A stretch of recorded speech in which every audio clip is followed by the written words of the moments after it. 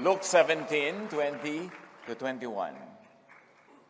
Some of the Pharisees asked Jesus, "When will God's kingdom come?" At yan ang tanong napakarami lagi, paulit-ulit. When will God's kingdom come? Jesus answered, "God's kingdom is coming, but not in a way that you can see it."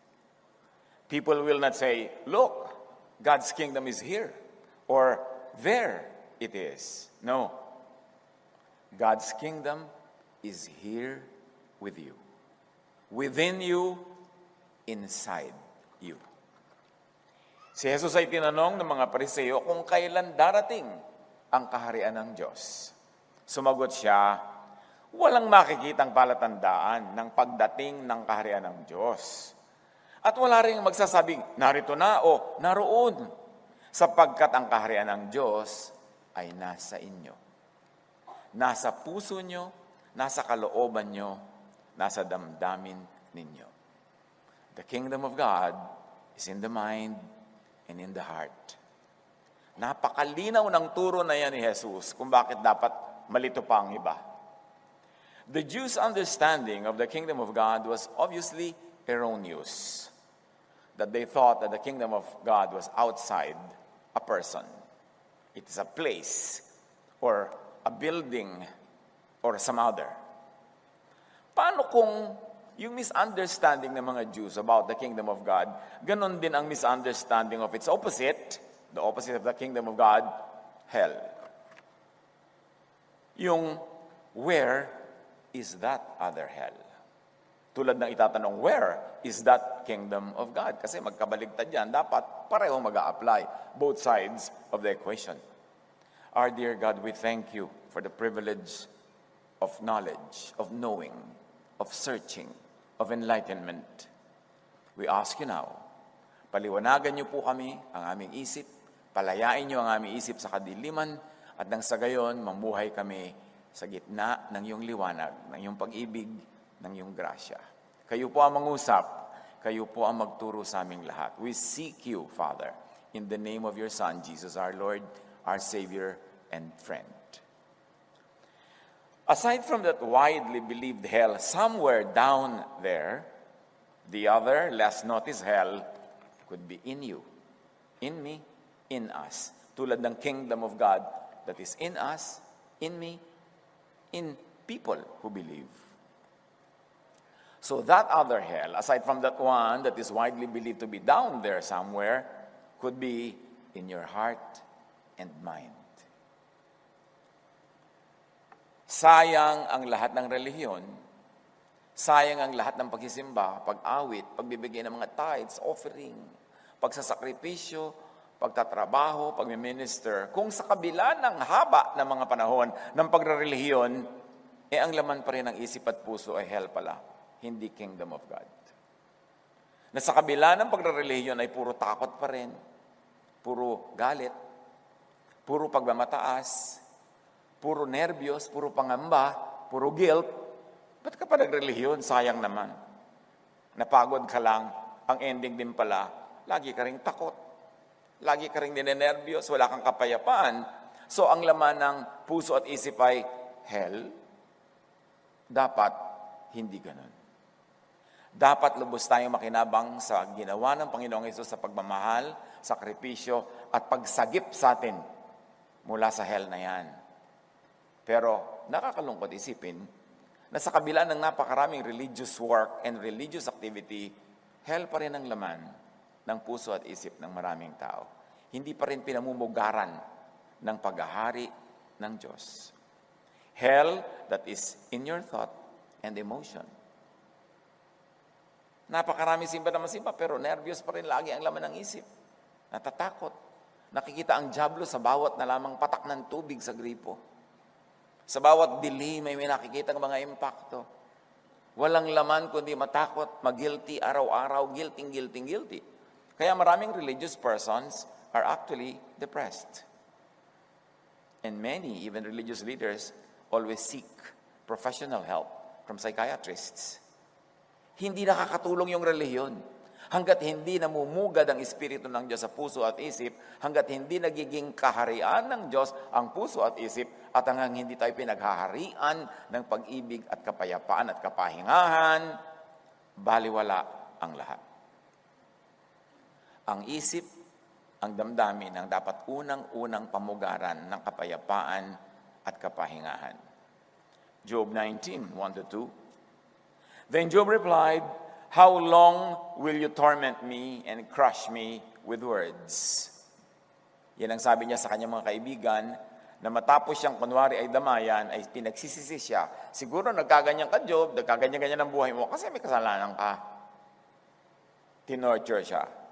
Kailan niyo ako titigilan ng pagpapahirap dahil sa mga salita niyong binibitawan that enter my mind and make it hell at sumisira sa loob? Di ba kung isang payapa-payapa ka, pero lang isang magte-text sa'yo, may isang magme-message sa'yo, may isang magbubulong sa'yo, biglang naging impyerno ang isip mo at ang iyong puso. Ganun na nagagawa ng salita. Anong mga salita ang napagdidinig natin in our religious circles, among the so-called brothers and sisters and our shepherds?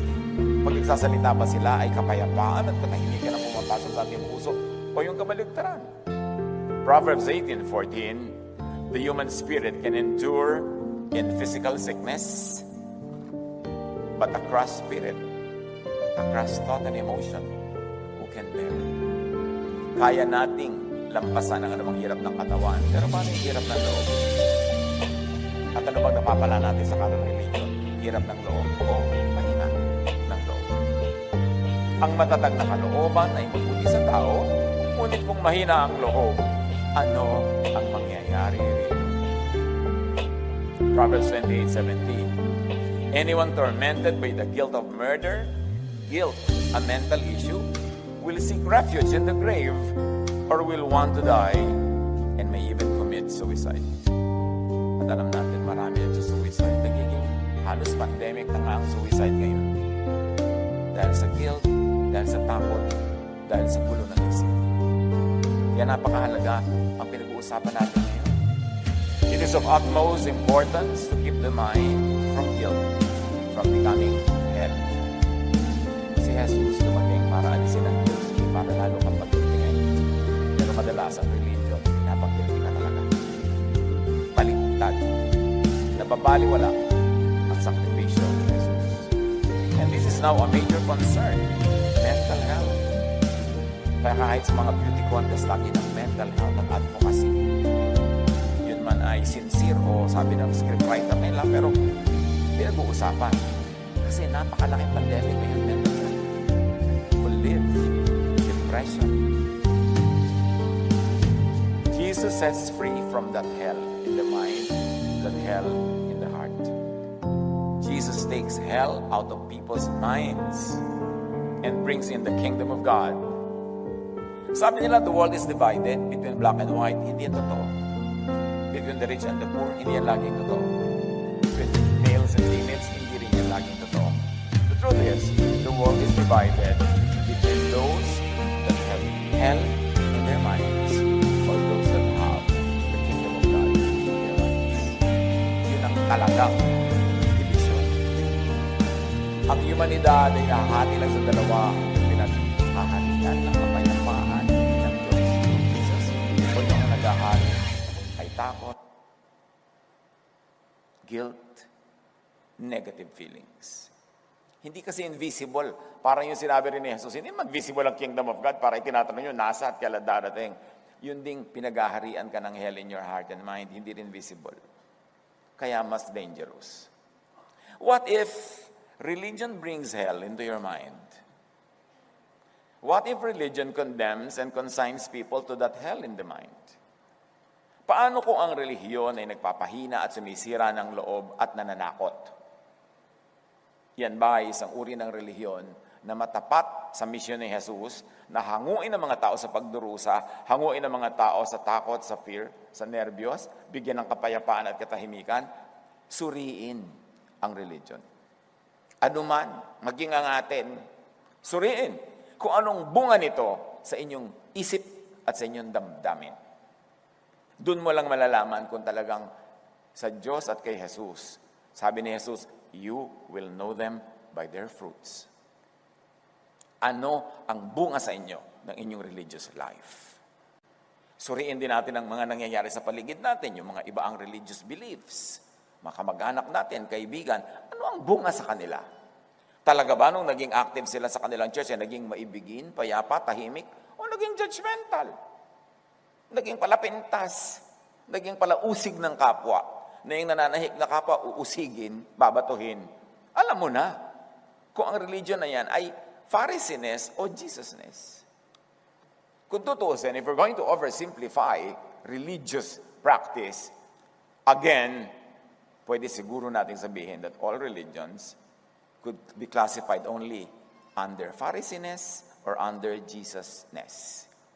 Kahit pa nga hindi talaga technically labeled na Christian church yun, pero ang kanilang practice, ang kanilang paniniwala ay Spirit of Jesus, love, forgiveness, kindness. Ang resulta ay peace and rest. Jesusness yun. Kasi you will know them by their fruits, not by their labels. May mga pananampalataya na hindi obviously kay Jesus. Pero sa practice, ay, Jesus pala ang umiiral dito kahit iba yung tatak. Kaya dapat yun ang sinusuri. Ano ang bunga? Hindi kung ano ang brand. Hell is also a state of mind shaped by a tormenting energy which many people call spirit. Energy yan eh.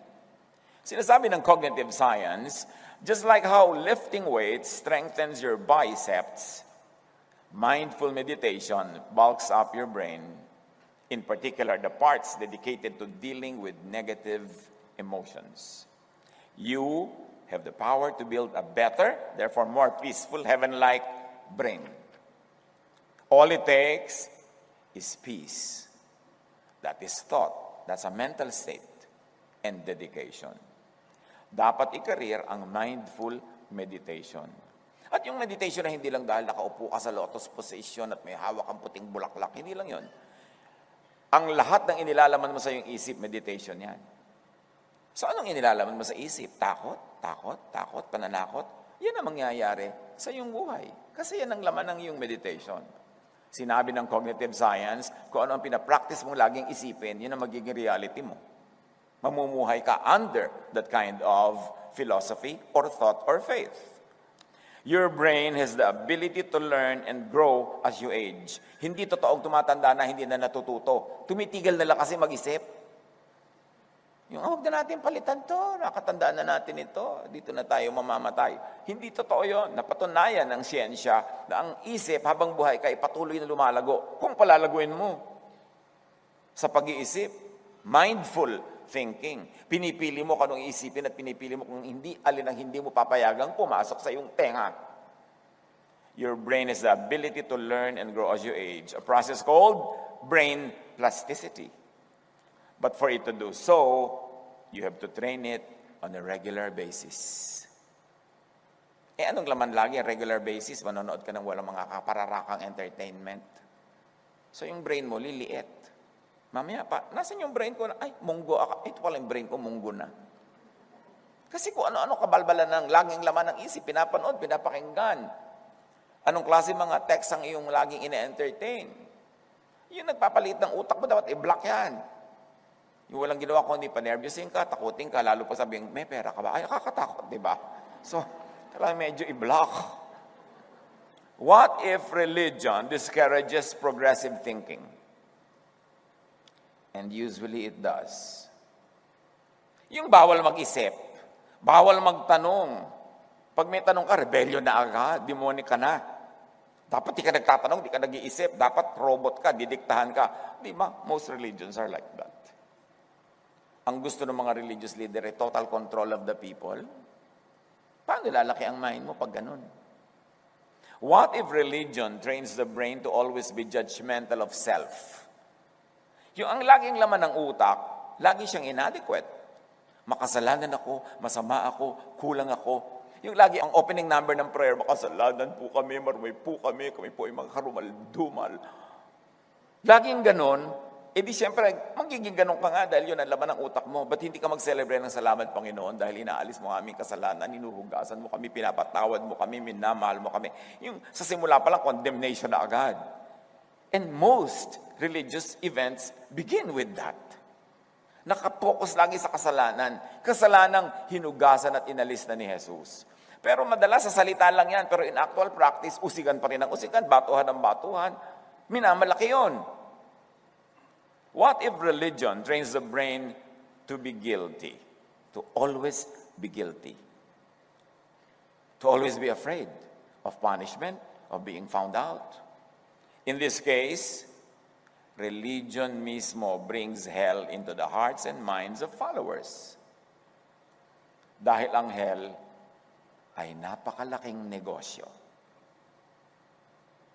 Nagsusuhol, nagbabayad ang mga tao, mahugot lang sa hell. Kaya ang iba't ibang mga relihiyon, sari-sari ang gimmick nila kung paano ka hugutin, may mga point system, etc., etc. Magbabayad ka. Kaya ayaw ng Pharisaic religion ng pagtuturo ng grace. Mahina ang negosyo sa grace. Dapat guilty ang tao, dapat takot. Para patigin tong ngipin, ihuhulog sa offering box.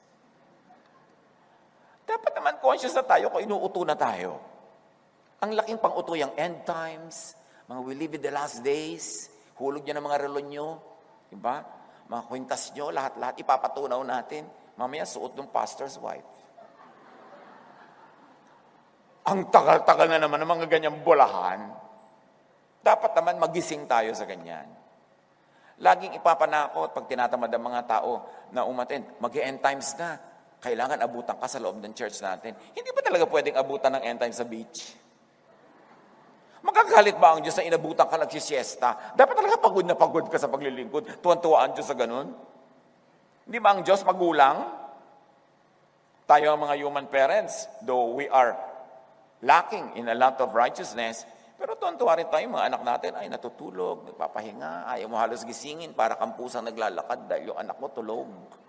Tapos, yung Diyos na talagang parent natin, gusto niya talaga abutan ka pagod na pagod. Maling-mali ang pagpapakilala ng Pharisaic religion sa Diyos. Kaya sabi ni Jesus, mali kayo, hindi ganyan ang kingdom of God. Abang kayo ng abang na darating. Hindi nyo tuloy napapansin na wala pala sa isip nyo, wala sa puso nyo kasi nakaabang kayo doon sa malayo.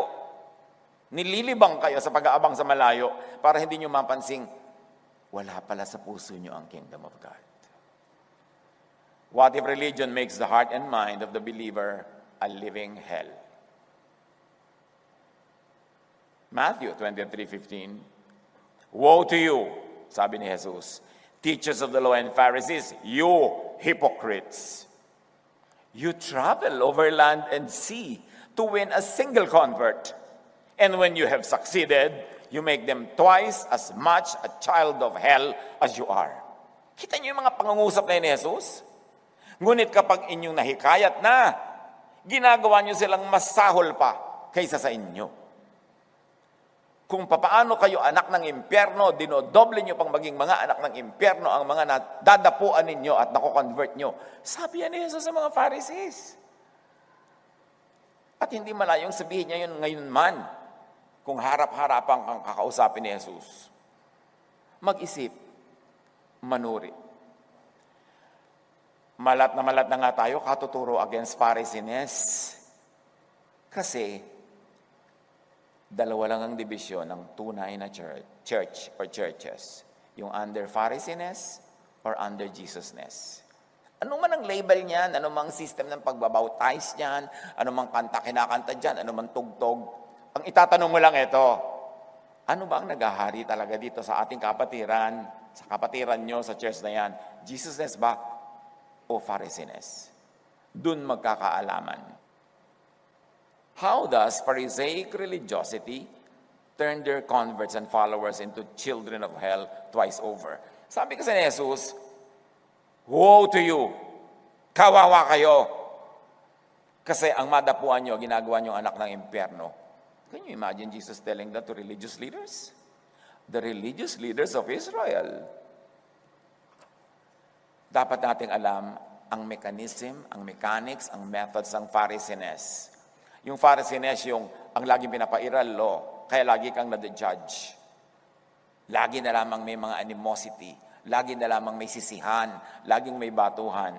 Paano yan nag-ooperate para maiwasan natin, ma-identify? How does Pharisaic religiosity make hell of in the hearts and minds of their followers? Make their followers experience, live in their personal hell. Torture people's thoughts and feelings as if they were in hell. As if their hearts and minds were hell. Parang ganun ang nararamdaman. Examine your religion's teachings. Examine religion's teachers. Ano ang turo? Ano ang dala? Huwag magpalibang sa mga statements of faith. Huwag magpalibang sa mga pinagtatalo ng mga issues nang wala nang katapusang division ng mga Christian churches. Dalawa lang ang dapat mong hanapin. Jesusness or Pharisees? Are you under the law or under grace? Are you setting people free from guilt or are you always making them guilty? Ang itinatanim mo ba sa puso't isip ay the kingdom of God na sinasabi ni Jesus or the kingdom of hell? Kingdom of God, Jesusness in you, yun ang itanong, or hell in you. Fear, bondage.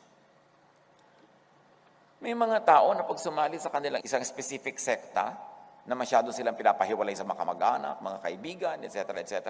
Pag pumunta sa mall, pagka pumunta sa mga restaurant, may nakita mga churchmates, tinatakpan ng mukha, nagtatakip ng payong dahil makikita sila. Mabubulitin board sila. Bakit sila nakikisama sa kanilang mga kamag-anak? Bakit sila sumasama nga sa mga handaan ng mga pinsa nila? Ba't sila dumadalo sa mga kasalan? Ano nangyari? Naging pag-aari sila nung sekta nila. Inangkin na sila. At natatakot sila, ni makita, wala namang ginagawa, kumakain lang sa restaurant, magkakalit ang Diyos.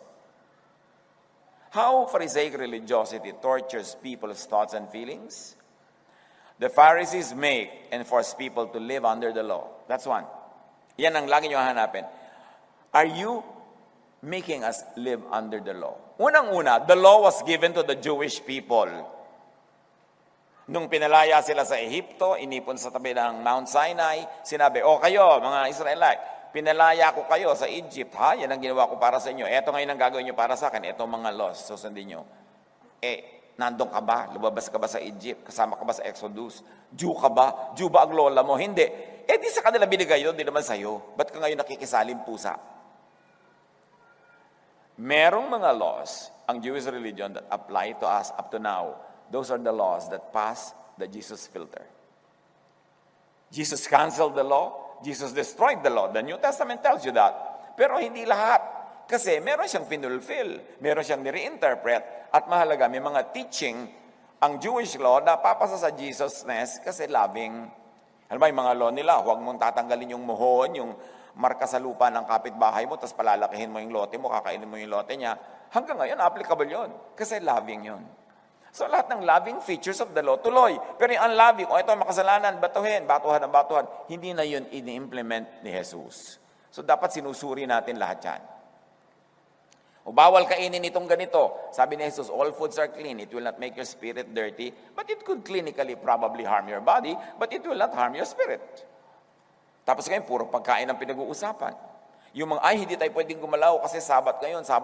Napakalaking issue yung sabat. Sabi nga ni Jesus, Sabat was made for man, not man for the Sabbath. Binigyan kayo ng sabat para pakinabangan nyo, pero yung amo nyo na yung sabat, kayo nang nahihirapan, makapag-sabat lang. Hindi na. Kaya si Jesus, sinadya pa niya na mga miracles niya, ginagawa pa niya sabat. So sasalain mo yung Old Testament na yan kay Jesus. Kasi kung itutuloy mo lang pala lahat, ba't pa dumating si Jesus? Hindi nasayang lang yung pagod niya, nasayang yung kamatayan niya, itutuloy mo lang naman pala lahat para ano pang pagdating niya. Dapat may effect ang pagdating ni Jesus. Sinala yung mga katuruan, mga kautusan na nasa Old Testament na hindi loving, na cruel, unkind, hindi restful, nakakapagod, nakaka-enslave. Jesus sets free.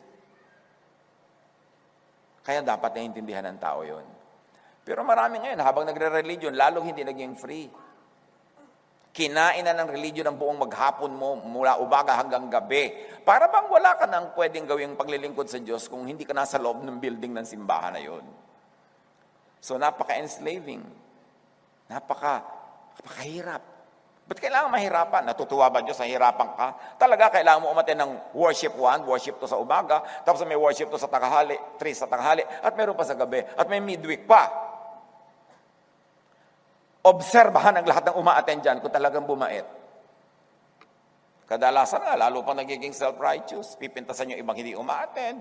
Obserbahan nyo naman ang talab ng religion sa buhay ng mga tao sa paligid, kung Pharisees o Jesusness. So, the Pharisees make people live under the law. Acts 15:5. Then some of the believers who belonged to the party of the Pharisees, tandaan nyo, sa early Christianity, may mga Pharisees na sumali. Eto, pinag-uusapan natin ngayon. Some of the believers who belonged to the party of the Pharisees stood up and said, "The Gentiles must be circumcised and required to keep the law of Moses." Kita nyo na agad. Sa simula pa lang, nasingitan na ng Pharisees ang Christian church at iginigiit na nila ang Moses-ness. At nagtagumpay sila. Hanggang ngayon, Pharisees ang tunay na naghahari sa maraming Christian churches.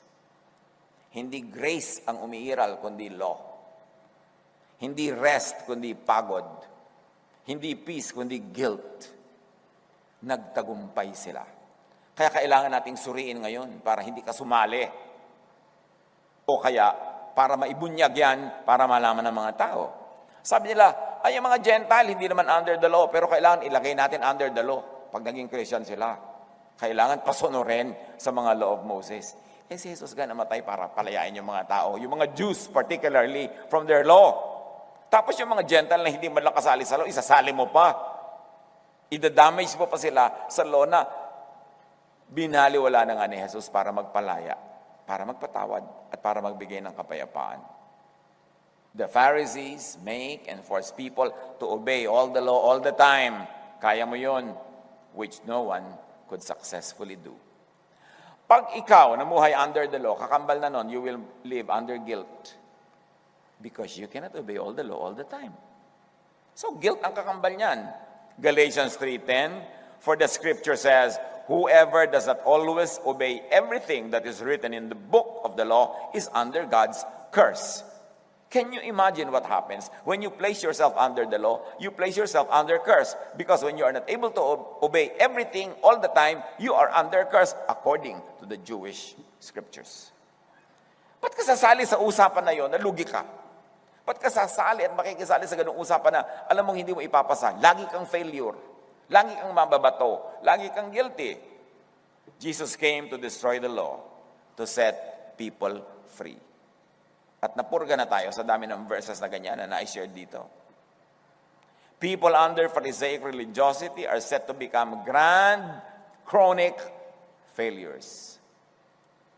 Kaya maraming religyoso always feel like a failure. Victims of mental torture. Napaka-importante. Laging depressed. Marami tuloy hallucination. Umihip lang ang hangin, nakakakita ng mga impakto. Takot ang naghahari sa buhay. The Pharisees make and force people to constantly repress their true feelings, and hide their true selves. Kaya laging sinasabi ni Jesus, you hypocrites. Kunwari pa kayo, hindi naman yan ang totoo. Nahihirapan lang kayo. Nade-depress tuloy kayo. Nagkaka-schizophrenia tuloy kayo. Tapos pag nagka-schizophrenia, sasabihin nila, ay napopossess. It's an oversimplification of a complex psychological and mental sickness. Kaya sa maraming Pharisaic churches, bawal na magpakatotoo. Saan yan umuwi? Dissatisfaction, frustration, eventually anxiety and depression. Maraming counselors see psychiatrists. Kasi pag counsel ka ng counsel, dapat sister, ganitong ginagawa mo, dapat sister, ganitong ginagawa mo, dapat brother, ganito. Pero sa buhay mo rin, nagaganap yun. Alam mo, ikaw man hindi makasunod, nahati ka. At pag nahati ang iyong loob, kabaligtaran yan yung buo ang loob. Pag nahati ka, sira ang loob. Can you imagine, napakaganda ng ating wika. Meron tayong mga terminologies for even psychology terms. Hati ang loob. Ano mangyayari? Nasira ang loob. Kaya may dumadaan lamang na medyo may itsura na, nahulog ang loob. Kasi grabe yung need. Masabihan lang na ang cute mo, miss kita. Love na agad. Kasi ang daming kulang sa loob ng puso. Walang makapitan. Kahit sinong dumadaan, kakapit na. The Pharisees forced people to live double lives in hiding, in hypocrisy. Kaya dapat ang church, may mga maskara diyan sa pintuan. Hoy, papasok ka na, magmaskara ka na. Hindi mo pwedeng ipakita ang totoo, machichismis ka. Mapupulpito ka. Mapapagalitan ka, mareredya ka. Yun ba ang pinag-alayan ni Jesus ng buhay? That people who are supposed to accept Him and obey Him and be in Him live double lives, live in hypocrisy and pretense? Galatia 2, 11 hanggang 13. Kita niyo yung nangyayari nung unang-una pa lang na panahon ng church. May ganyan na mga hypocrisies. Sangkot pa si Pedro. Subalit nang dumating si Pedro sa Antioquia, sabi ni Paul, harap-harapan ko siyang sinaway sapagkat maling-mali ang kanyang ginagawa. Dahil bago dumating ang ilang sugo ni Santiago, ni James, who was known for Pharisees and for his adherence to the law, si Pedro ay nakikisalo sa mga hentil. Subalit nang dumating na ang mga yon, yung mga circumcision group, yung mga Judaizers, yung mga loyal sa traditions of Israel, lumayo na si Pedro at hindi na nakisalo sa mga hentil dahil sa takot niya sa pangkat na nagnanais na tuliin din ng mga hentil. At gumaya naman sa kanya ang ibang mga kapatid doon na mga Hudyo. Pati si Barnabas, ay natangay ng kanilang pagkukunwari. Basahin niyo ang Book of Acts, mga kapatid. Tanggalin niyo yung parang malasinderelang pagbabasa. Tingnan niyo kung ano talaga naganap. Napakaraming tension. Kasi ipinipilit ng mga Hudyo na naging Kristiyano kunwari na ituloy ang Jewishness, ituloy ang law, ituloy ang Pharisees inside the Christian church. At sabi ni Paul, yung si Pedro talagang harap-harapan ko tinalampak yan. Hypocrite siya. Nung wala pa yung mga strict na mga Pharisees, nakikihalubilo siya sa mga Gentiles. Nung nagdatingan yung mga tao from Jerusalem, na mga tao ni James, bigla siya lumipat ng mesa. Humiwalay siya sa mga hentil. Sabi ko nun, maraming gumaya sa kanya at sa kanilang mga pagkukunwari. Pinagalitan ni Paul si Peter. Ang daming conflict. Tingnan ninyo. Kaya hanggang ngayon maraming conflict ang churches kasi doon pa lang sa simula may conflict na.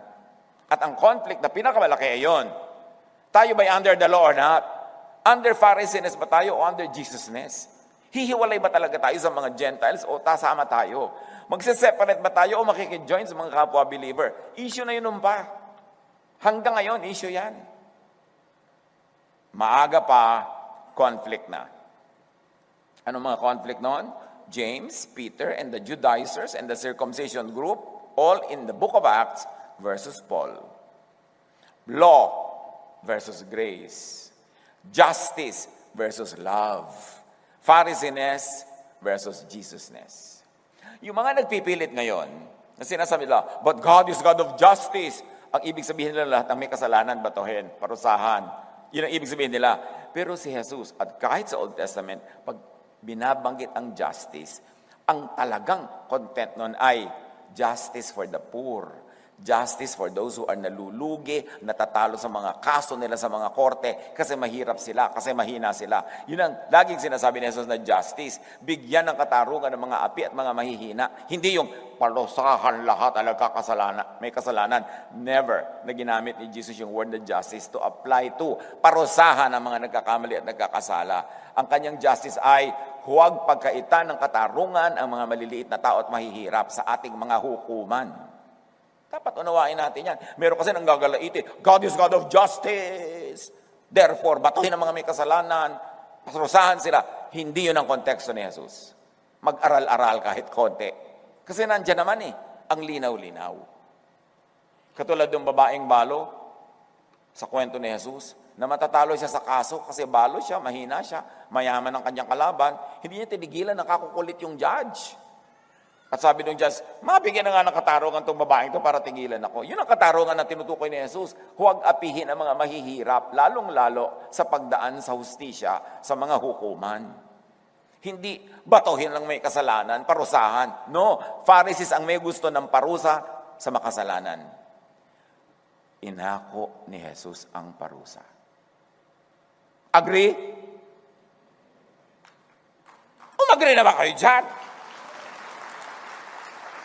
So, bakit ngayon gusto mong parusahan yung may kasalanan ni inako ng ni Jesus? Ang mga Pharisees, walang tiwala sa kapwa, walang tiwala sa Holy Spirit, walang tiwala sa gawain ng Diyos, nang gusto nila kontrolin ng tao kasi ang iniisip na pag hindi mo kinontrol, hindi mo pinarusahan, hindi mo itinali, magwawala yan. Yun ang Pharisee. Pero si Jesus nagtitiwala, palayain. Bigyan ng kalayaan yung mga taong yan. Kasi kumikilos ang Espiritu sa atin. At kung magkakamali ka o magkakasala at nagagalit ang Diyos, sa Diyos ka mag-report. Bakit sa Pharisee? Kung gusto ka ba parusahan ng Diyos, mahirap bang gawin yun? Di siyang gagawa. Bakit tayong kapwa mananampalataya magpaparusa? Takot na takot ang mga Pharisee na bigyan ng laya ang mga tao kasi wala silang tiwala. Iniisip nila, mga demonyo lahat yan. Pag pinabayaan mo yan, kademonyo ang gagawin. You see, ang utak ng Pharisee ganun.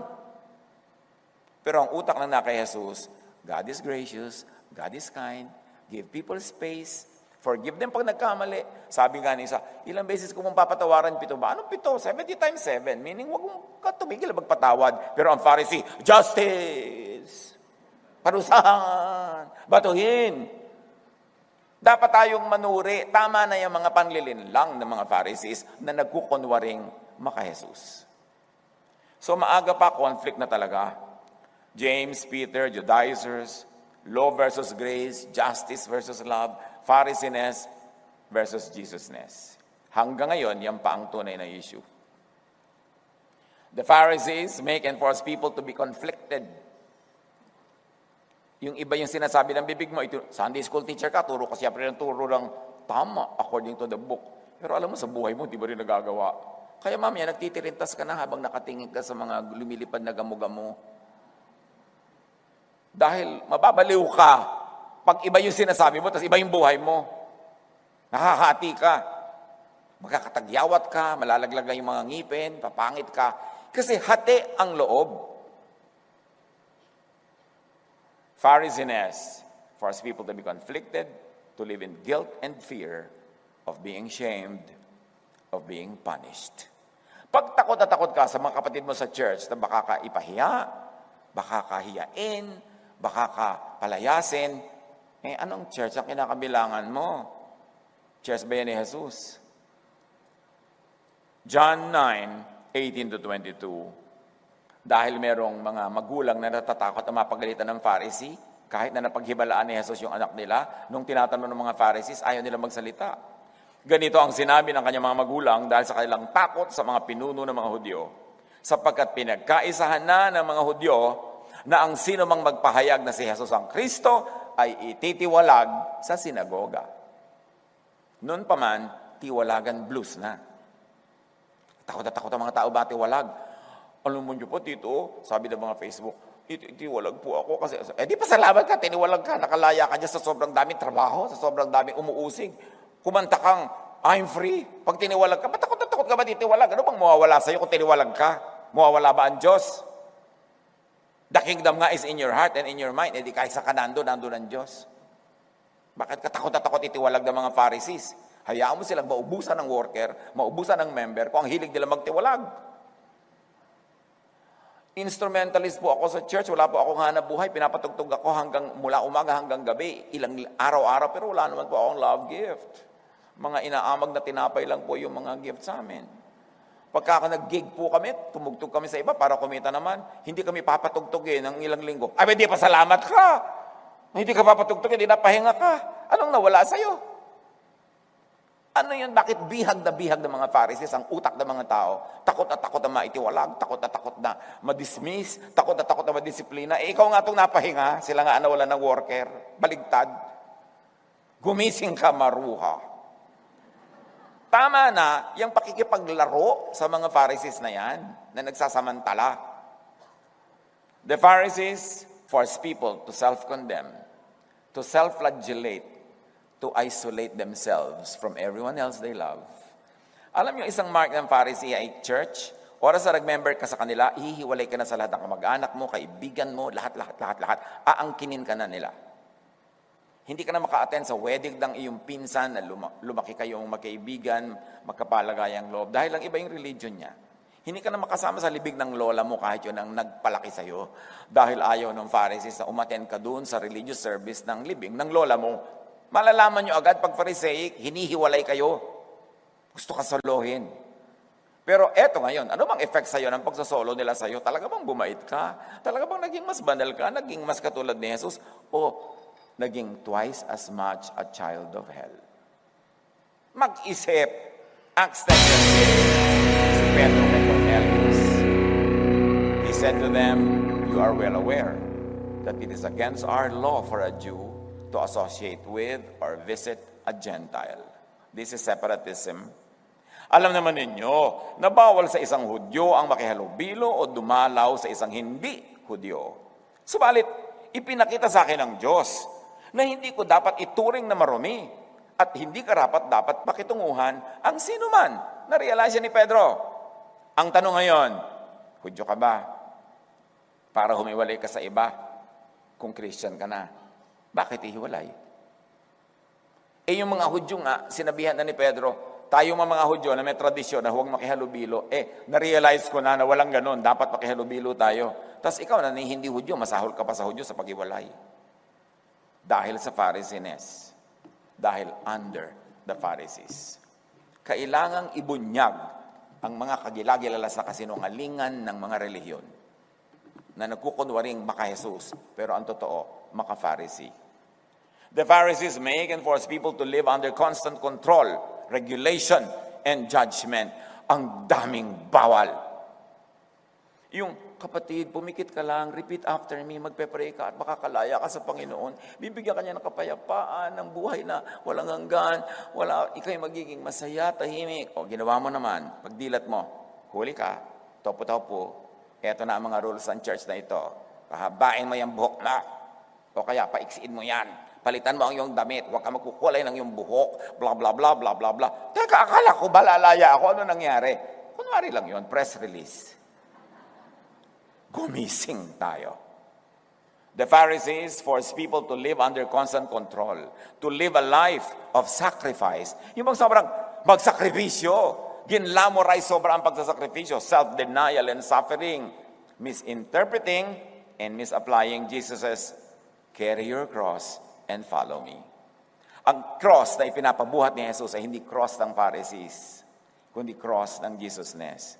Carry your Jesusness cross and follow me away from Pharisees, from the hell inside you to the kingdom of God inside you. Kasi may cross talaga ang lahat ng bagay. Pag sumunod ka kay Jesus, may cross. Dahil aawayin ka ng mga maka-Pharisee, yung mga makalo. Pero pag sumunod ka naman, dinala mo yung Pharisees na cross, mas pagod ka dun.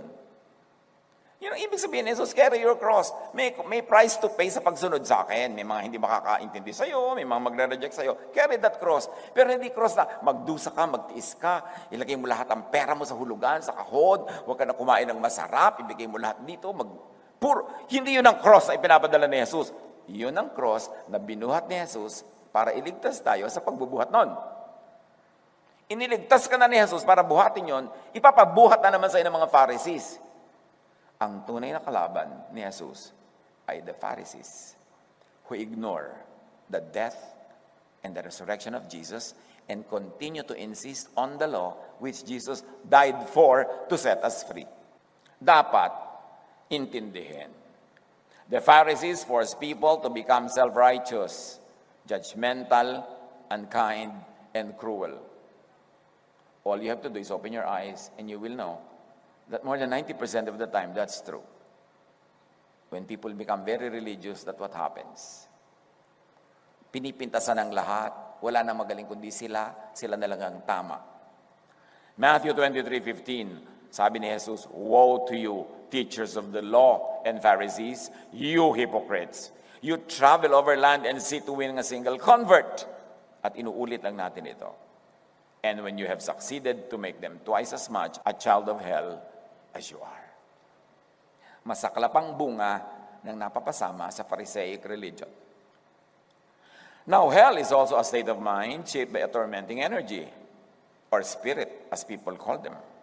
Acts 5:16, crowds gathered also from the towns around Jerusalem, bringing their sick and those tormented by impure spirits, and all of them were healed. You see, they were tormented, actually, by negative emotions, by guilt and fear, dissatisfaction, and inner seething anger.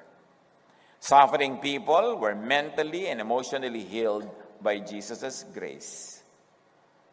Ano ang sagot sa hindi makasunod sa law? Di grace. Hindi more law, hindi punishment, grace. Pardon. John 1:17, for the law, or pahirap, was given through Moses. Through Pharisees, grace or ginhawa and truth came through Jesus Christ, or Jesusness. So John 1:17, kitang-kita nyo yung clarity ng paghati sa dalawang reality. Law through Moses, grace through Jesus. Yun lang talaga, yung bilateral symmetry ng kung saan ka pwede sumali. Guhitan mo, dito ka lang o doon. Are you under the law or under grace? Are you under Moses or under Jesus? Huwag kang malitong palipat-lipat. Moses ako ngayon. Jesus ako ngayon. Yun ang nangyayari sa mga tao. Palipat-lipat araw-araw. Hindi ba alam mo kung saan sila tatayo? Ang bunga, kalituhan. Jesus saves people from the teachers of the law and the Pharisees' sense of justice, which we have already discussed, and judgment. Parusa, pahirap. John 8:3-5. Dumating noon ang mga tagapagturo ng kautusan at mga Pariseo na may dalang isang babaeng nahuli sa pangangalo niya. Iniharap nila ito sa karamihan at sinabi kay Jesus, Guro, ang babaeng ito'y nahuli sa aktong pangangalon niya. Ayon sa kautusan ni Moises, dapat batuhin hanggang mamatay ang mga katulad niya. Ano naman ang masasabi niyo? At alam natin ang ginawa ni Jesus. Iniligtas ang babae sa batuhan. Hindi pinairal ni Jesus ang law of Moses. Gano pa kalinaw ang kailangan nating makitang ebidensya na pinalaya ni Jesus sa mga tao mula sa law, mula sa pambabato, mula sa parusa ng law. Gayunpaman at ang babaeng ito ay sabi nila ay nahuli sa pangangalo niya. Kung mga leaders ngayon ng church ang makakagawa niyan, batuhan yan. Pero sasabihin nila, Jesus followers, Jesus believers, sa totoo, ay mga followers of Pharisees. Hindi nila papaligtasin na hindi mabato. Kailangan batuhin. Suffering people were healed by Jesus' love. Jesus saves people from the teachers of the law and Pharisees as unlove, anger, and hatred. Bakit maraming relihiyoso, pag nagiging intense ang religiosity, nagiging hateful, angry, laging galit? At ito pa, mga kapatid,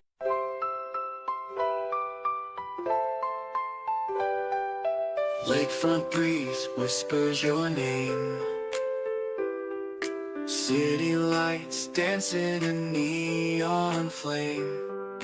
Heartbeats quick in a sweet refrain. Your laugh cuts through the summer rain. Electric dreams in your eyes so bright. Bassist grooves with all his might. Holding hands beneath the Willis Towers light. This windy city feels just right. The Navy Pier Ferris wheel spins above as the music takes control, whispers of love. Oh darling, this magic won't fade. Beneath the stars a love parade. With you by my side unafraid. Magic's real, forever will stay. Guitar solo sings sweet serenade. Your voice is honey, love sweet parade. Chicago blues melt away the shade.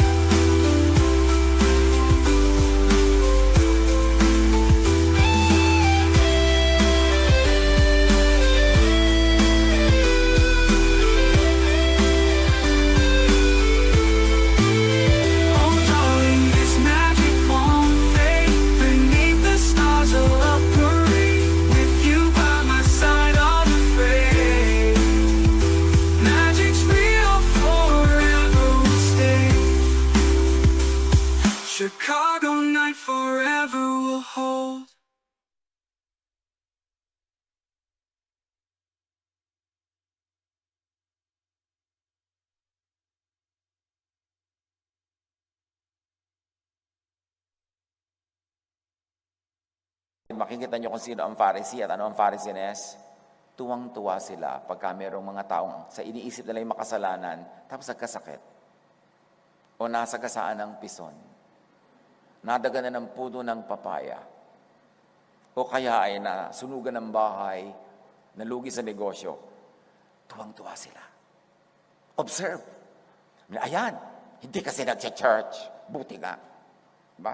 Ayan, hindi kasi sumusunod sa atin. Nagkatuloy-tuloy ng sakit. Hindi mo makakakitaan ng lungkot o habag. Gustong-gusto lang i-prove na tama sila at mali yung kalaban nila. Kaya tuwan-tuwa sila pag nagkaroon ng sakit. Pero pag sila nagkasakit, trial. Pag sila nagkasakit, the devil is punishing me for being faithful to God.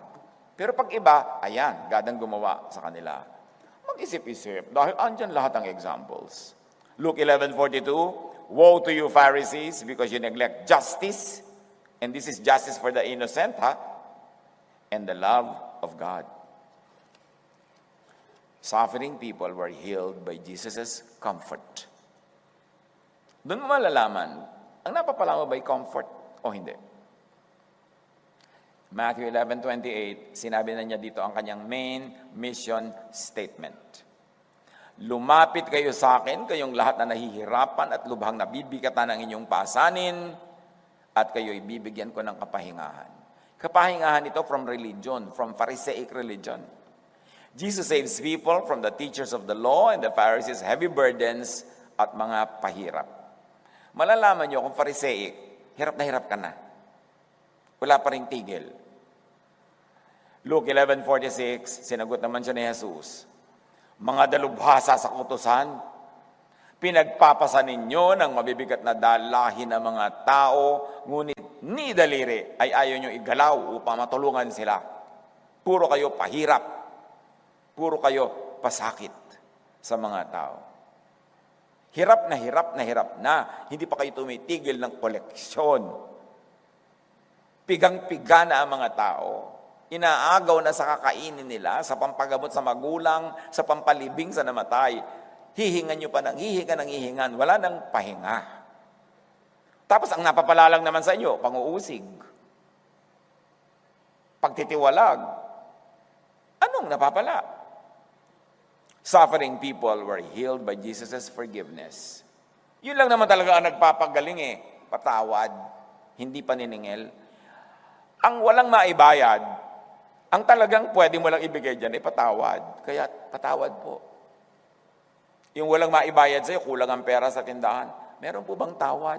Di ba? Ang galing-galing nga na ating mga words Kasi wala namang maibayad, tawad. Para magkatuluyan na lang. At yun ang ibinibigay ng Diyos sa atin. Patawad. Hindi patuloy na pang-uusig. Kulang na nga. Meron pa mga ina, isinumpa ko po yung anak kong dalaga, pastor. Bakit naman? Nabuntis po siya Hindi malaman ko sino ama dahil madilim daw. Ba't mo naman sinumpa? Deaconess po ako, diakonisa ako, paano naman? Diba? Matatanggalan ako ng ministry. Ibig mong sabihin, isusumpa mo yung anak mo na sa lahat ng panahon, ngayon ka pa niya kailangan, isusumpa mo para hindi ka maitiwalag. Di patiwalag ka pa more. Magpakaina ka na lang. Ina ka Bago ka naging diakonesa, ina ka na Tapos itatakwil mo yung pagkainan mo, itatakwil mo yung anak mo dahil sa sasabihin ng church? Ano ka? Bakit ka ganyan? Ang daming mga magulang nagtatakwil ng mga anak dahil yung anak hindi acceptable doon sa church. Makikipaghiwalay pa sa asawa dahil yung asawa ayaw dumalo. Ganun ba talaga ang gusto ni Jesus para sa atin? Forgiveness ang turo ni Jesus. Luke 7:47-48, I tell you, her many sins have been forgiven. Jesus saves people from judgment and from punishment by acceptance. Yung Pharisees specializing in rejection, si Jesus, doctorate sa acceptance. Tinatanggap ka, walang patakaran. Siyempre, dahil sa pagtanggap niya sa'yo, tinatanggap mo ang pag-ibig niya, mga katuroan niya, magkakaroon ka ng mga pagbabago, madedevelop ka, maayos ka, pero hindi ka pinagbabago muna bago ka tanggapin. Dahil kailan ka pa matatanggap? Kailan ka pa magbabago? Tinatanggap ka as is where is, and then sa reaction mo kay Jesus, doon ka ngayon unti-unting mas nagiging Jesus-like, doon ka nagbabago. Pero hindi requirement ang pagbabago sa pagtanggap. Tinatanggap ka muna. Mga magulang, tinatanggap nyo ba mga anak nyo? O dahil hindi sila nagko-conform sa standard ng church, ng lipunan, nire-reject nyo? Naging magulang pa kayo. Mabuti pa yung mga unggoy. Marunong mag-alaga ng mga anak kahit anong itsura ng anak. Talaga po, mami unggoy, accepted nyo ako. O anak, kahit mukha kang giraffe, alam kong anak kita, so accept kita. Acceptance. Jesus saves people from rejection.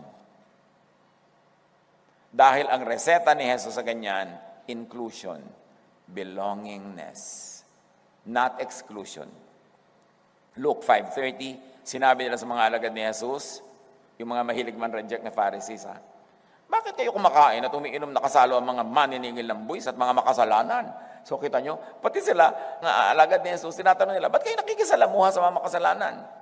At ganyan din ang Pharisees ngayon. Pagka makikisalamuha. So sino talaga ang model mo? Suffering people were healed by Jesus' positive, restful, and peaceful spirit, thought, and feelings. Kaya sabi niya sa John 14:27, kapayapaan ang iniiwan ko sa inyo. Ang aking kapayapaan ang ibinibigay ko sa inyo. Hindi ito katulad ng kapayapaang ibinibigay ng mundo. Huwag mabagabag ang inyong kalooban at huwag kayong matakot. Pagka ina-accept ka, minamahal ka, pinapatawad ka, mapapanatag ka. Pero pag lagi kang binabantayan, pinupuli, sinusuka, tinadjudge, paano ka mapapanatag doon? Kaya sabi ni Jesus, yung peace from me, iba yan sa peace na ibibigay ng mundo. Kasi yung ibibigay sa inyo ng mundo, bigay bawi yan eh. Pagka nag-quiz bukas, hindi ka pasado, hindi ka na uli love, tanggal ka na uli. Sabi niya, I accept you, I love you. Be at peace. Tapos, nanggugulo at nananakot ang mga Pharisees. Jesus saves people from torment, from hirap ng loob.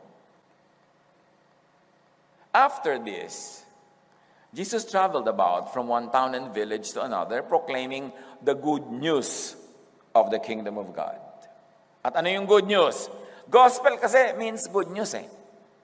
Una, may bad news. Ano yon? Yung law. Condemned ka. Ano yung good news? Peace, rest, joy, inside people's minds and hearts versus hell in their minds and hearts. The 12 were with him and also some women who had been cured of evil spirits and diseases. At yung pag-cure ng evil spirit, hindi lagi yan yung oversimplified na lumayas ka sa katawan ng babaeng yan, masamang espiritu. No. Kasi maraming ang psychological suffering yung mga tao, yun na tinatawag nilang mga masasamang espiritu kasi wala naman silang terminology noon na, ay, schizophrenic siya. Basta't medyo naiiba-iba ka, ay, may masamang espiritu. Pero anong ginawa ni Jesus? Sa kanyang pagtanggap, walang patakarang pagtanggap, sa kanyang pag-ibig, sa fellowship na isinasali niya kahit sino, may inclusion, gumagali yung mga sakit ng mga tao ng emosyon nila.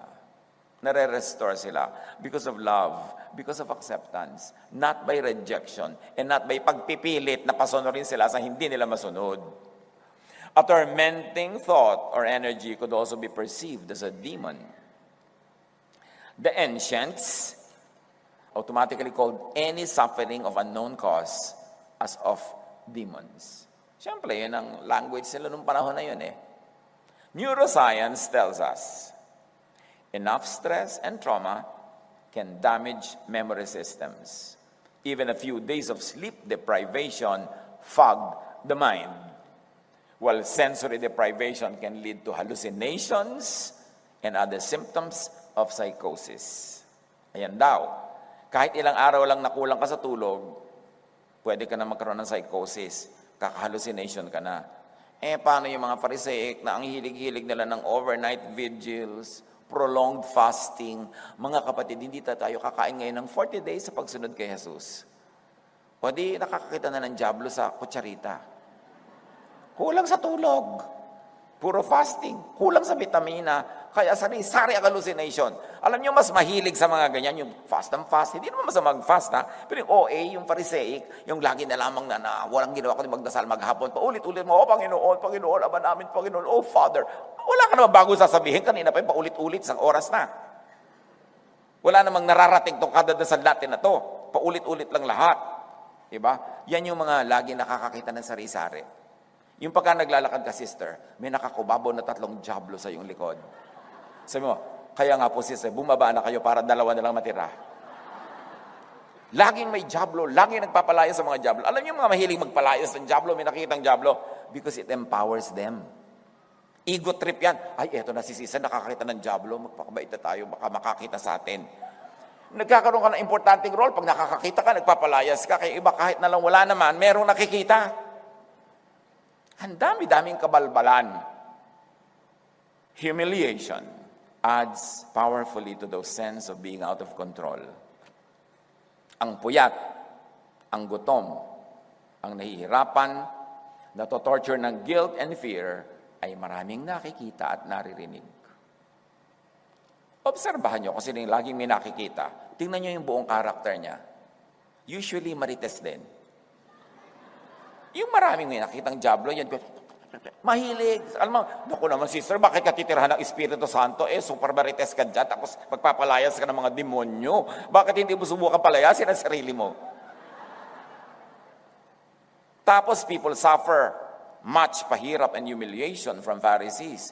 Pag ni-humiliate, nawawalan ng self-esteem, nahahati ang loob, again, matotorture siya.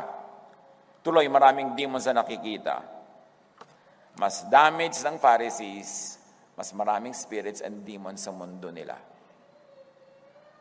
The devil is in your mind. However you tag your thoughts, sabi ng psychology, as trash or as worthy of protection seems to make a difference in how you use your thoughts. By physically throwing away or protecting your thoughts, you influence how you end up using those same thoughts.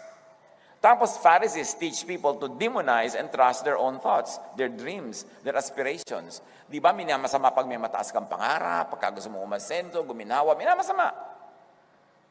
Ang nagbungimbungan niyan, low self-esteem, or compensatory false pride. Kaya kadalasan sa mga biktima ng mga Pharisees, merong false pride.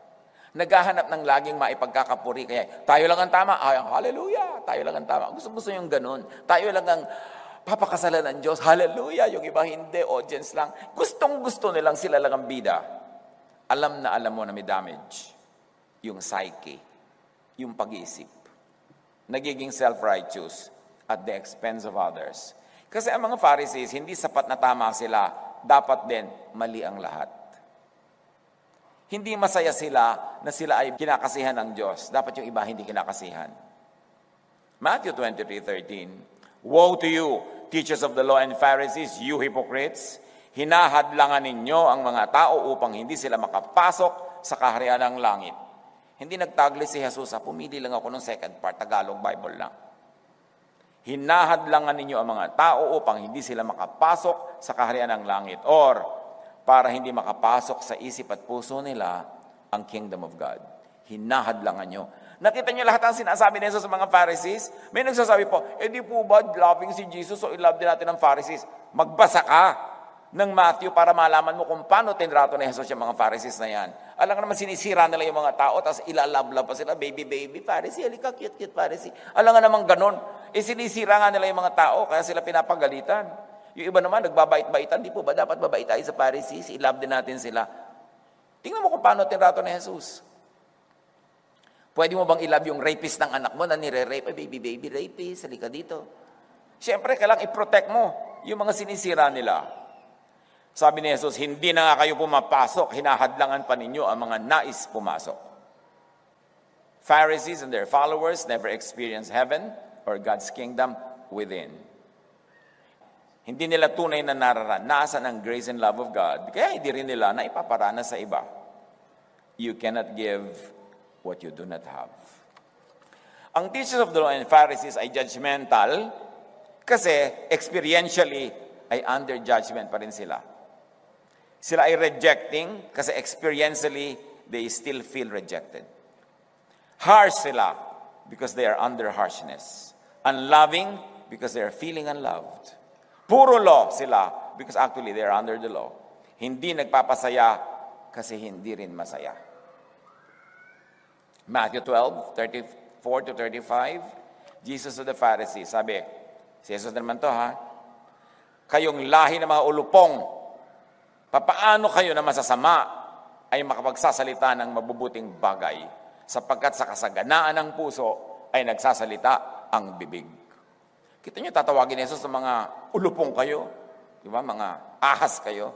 Tapos sasabihin ng iba, love po natin sila dahil loving si Jesus.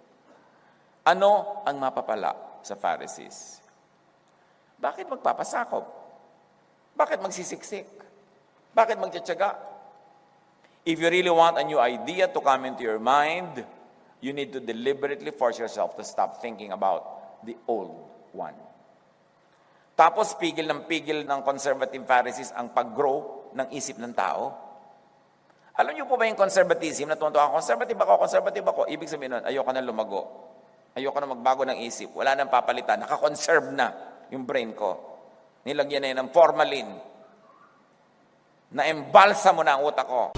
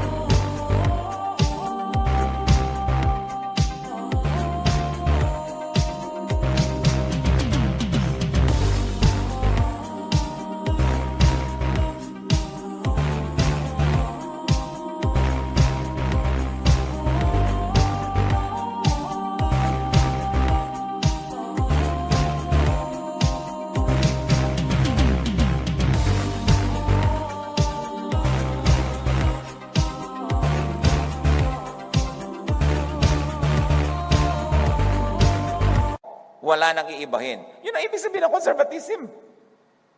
Jesus was never conservative. Jesus was progressive. Luke 11:52, napakahalaga na lagi nating isa-isip, isa-puso ang mga katuroan na ito. Woe to you, experts in the law, sabi ni Jesus, because you have taken away the key to knowledge. You have taken away the key to knowledge. You yourselves have not entered, and you have hindered those who were entering. Mga dalubhasa ng kautusan, ipinagkakait ninyo ang susi ng kalaman. Hindi na nga kayo pumapasok, hinahadlangan pa ninyo ang mga ibang nais pumasok.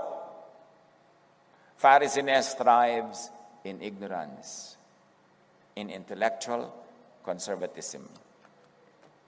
Matanong ko kayong lahat, you want the new heaven? Stop thinking of the old hell. You want the new command, love? Stop thinking of the old command, which is law. You want new creation? Stop thinking of the old one. Stop thinking of the old you. Ang lagi kasing gusto ng Pharisees, yung old you ipaalala para ka mag-guilty eh. Job 15:20, si Eliphaz, kinakausap niya si Job, pinapakonsyensa niya, sabi niya, all his days, the wicked man suffers torment. The ruthless man through all the years stored up for him. So yan yung counterpoint ng idea ng Jesusness. Yung ang tao are preconditioned, conscious or subconscious by guilt. Preconditioned to be guilty. But this negative energy could torment a person only if the person attracts, hosts, and propagates it. To change your life, change your mind, change your thought. Proverbs 23:7, for as he thinks within himself, so is he. What do prophecies make you think of yourself? What does religion make you think of yourself? Romans 12:2, do not conform to the pattern of this world, but be transformed by the renewing of your mind. Huwag kayong makiayon sa takbo ng mundong ito, which are they say, under Pharisees. Sa halip, hayaan ninyong baguhin ng Diyos ang inyong pag-iisip into Jesusness upang maunawaan ninyo ang kanyang kalooban.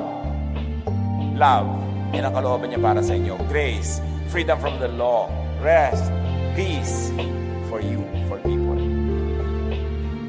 Being forgiven, knowing that one is forgiven, counted as forgiven, declared righteous by faith in Jesus' can change the kalooban from guilt, torment, to peace. From hard work to rest. From hell to heaven. This is the mission. To give peace. To give rest. This is the gospel, the good news. This is the great commission to Jesus' disciples. Matthew 11:28-30. Lumapit kayo sa akin, kayong lahat na nahihirapan at lubhang nabibigatan sa inyong pasanin, like guilt, at kayo'y bibigyan ko ng kapahingahan. Hindi ko na kayo uusigin. Papatawarin ko kayo, mamahalin ko kayo, tatanggapin ko kayo. Yan ako. Huwag kayong malito. Yung kabaligtaran niyan, Pharisees. Pasanin ninyo ang aking pamatok at matuto kayo sa akin, sapagkat ako'y maamo at mababang loob. Makakatagpo kayo sa akin ng kapahingahan, sapagkat madaling dalhin ng aking pamatok at magaan ang pasanin ibibigay ko sa inyo. Susuriin ang inyong religious life kung ito ang bunga.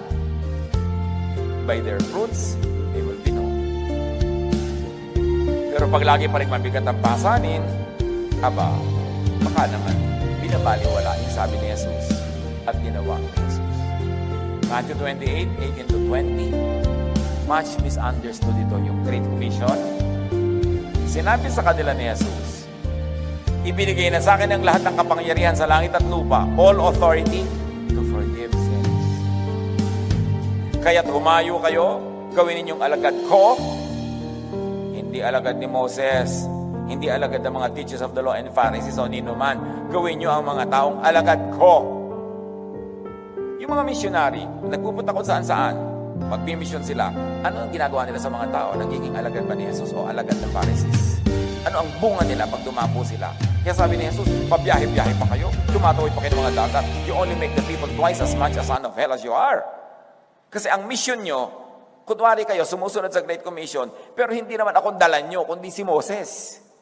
Hindi naman forgiveness ang dinadala nyo, kundi condemnation. Hindi peace, kundi pampapagilty. Hindi rest, kundi pangpagod. Tapos sasabihin nyo, mission ko yan. No.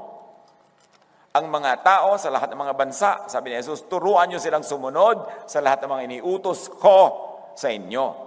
At anong utos ni Lord? Love and grace. Hindi law and judgment. Hindi utos ni Moses o ng mga teachers of the law and Pharisees, which on the ground is actually what most churches are doing. Ang dapuan nila, dadalhin nila sa law. Kaya ako kuminsan makakakita ng mga karatula ng iba't ibang mga sekta sa mga baryo, ang lalayo. Wow, matutuwa ka, nakarating na dito yung church. Pero may lungkot din kasama. Kasi Diyos ko, yung church na to, alam mong Pharisaic to. Kawawa ang mga magiging member nito. Alam mo, ang sasapitin nila na hirap. Alam mo, ang magiging pagdurusan nila.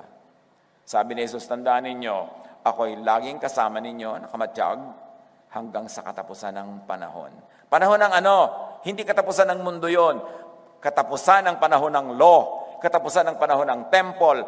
Katapusan ng panahon ng Pharisees. Sasamahan ko kayo para magwakas ang Pharisees. Hindi katapusan ng planeta na lagi ipinapanakot tayo, matatapos na ang mundo. Hindi naman yan ang laman ng sinabi ni Jesus, hindi naman mundo. Kahit sinabi pang the end of the world, hindi planet. The end of the Pharisaic world. The end of the world of the Pharisees and the law and the temple. Yun ang mag-e-end. Kung tunay na ituturo ang turo ni Jesus. Psychology says our mind can be our biggest challenge and obstacle. Yet if we manage it skillfully, it can be our greatest ally, helping us to reach new heights of personal development and work performance. 1 Peter 1:13, therefore, with minds that are alert and fully sober, set your hope on the grace to be brought to you. Mag-focus ka daw sa grace, hindi sa judgment. It's a mental state. Pag nakafocus ng mind mo, ang bunga sa buhay mo, peace. Ephesians 5:14, this is why it is said, wake up, sleeper, rise from the dead, and may I say, rise from the law that kills, and Christ will shine on you. To banish hell from the mind, banish it from thought. Do not focus on hell, focus on heaven, on the kingdom of God in you. Bit-bit mo kahit saan. Huwag takot ang pamugarin sa isip, kundi pagtitiwala kay Jesus. Kahit kulang ka, kaya nga siya dumating para kapunan, kung kulang ka pa rin, ba't pa siya dumating? Sayang naman. Kulang ka pa rin palaga sa ending, di nagpagod lang siya. Matthew 6:33, but seek first His kingdom in you, hindi kung saan-saan ka pupunta para maghanap. And His righteousness, righteousness by faith, not by works. And all these things will be given to you.